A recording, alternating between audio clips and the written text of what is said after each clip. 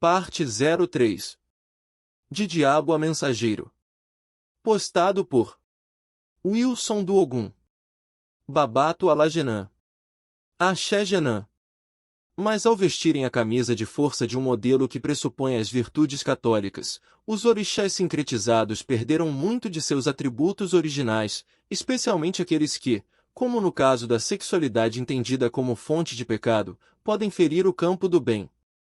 Foi sem dúvida o processo de cristianização de Oxalá e outros orixás que empurrou Exu para o domínio do inferno católico, como um contraponto requerido pelo molde sincrético.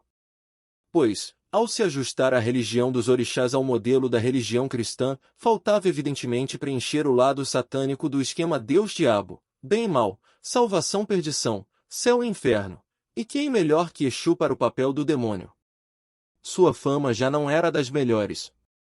Transfigurado no diabo, Exu teve que passar por algumas mudanças para se adequar ao contexto cultural brasileiro hegemonicamente católico. Assim, num meio em que as conotações de ordem sexual eram fortemente reprimidas, o lado priápico de Exu foi muito dissimulado e em grande parte esquecido.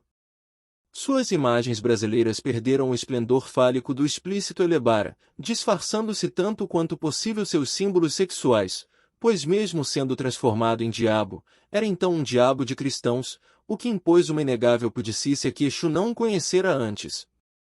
Em troca ganhou chifres, rabo e até mesmo os pés de bode próprios de demônios antigos e medievais dos católicos. Com o avanço das concepções cristãs sobre a religião dos orixás, ao qual vieram se juntar no final do século XIX as influências do espiritismo kardecista, que também absorvera orientações, visões e valores éticos cristãos, Exu foi cada vez mais empurrado para o lado do mal, cada vez mais obrigado, pelos seus próprios seguidores sincréticos, a desempenhar o papel do demônio. O coroamento da carreira de Exu como Senhor do Inferno se deu com o surgimento da Umbanda no primeiro quarto do século XX.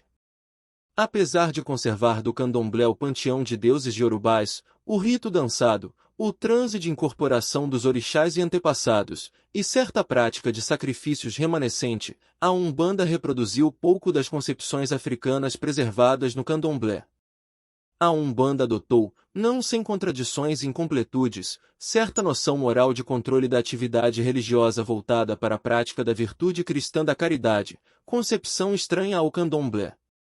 O culto umbandista foi organizado em torno dessa prática, como se dá no kardecismo, com a constituição de um panteão brasileiro subordinado aos orixás formado de espíritos que ajudam os humanos a resolver seus problemas, que são os caboclos, pretos velhos e outras categorias de mortais desencarnados.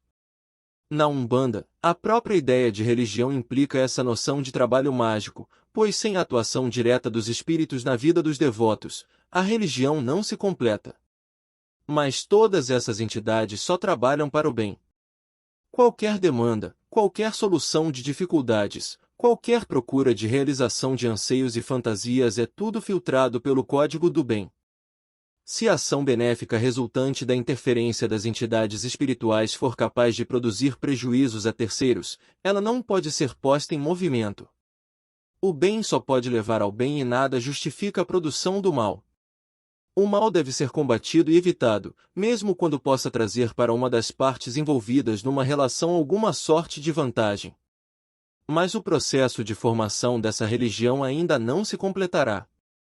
Com a substituição na Umbanda, ao menos em parte, da ideia africana de tabu pela noção católica de pecado, a prática mágica tradicional, que no candomblé era destituída de imposições éticas, ficou aprisionada numa proposta umbandista de religião que desejava ser moderna, europeia, branca e ética, apesar das raízes negras que, aliás, procurou apagar tanto quanto possível.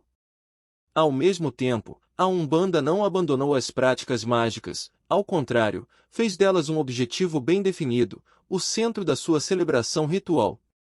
Porém houveram novas transformações a qual foi chamada de Quimbanda, para demarcar fronteiras que a ela interessava defender para manter sua imagem de religião do bem, passou a ser o domínio de Exu, agora sim definitivamente transfigurado no diabo, aquele que tudo pode, inclusive fazer o mal.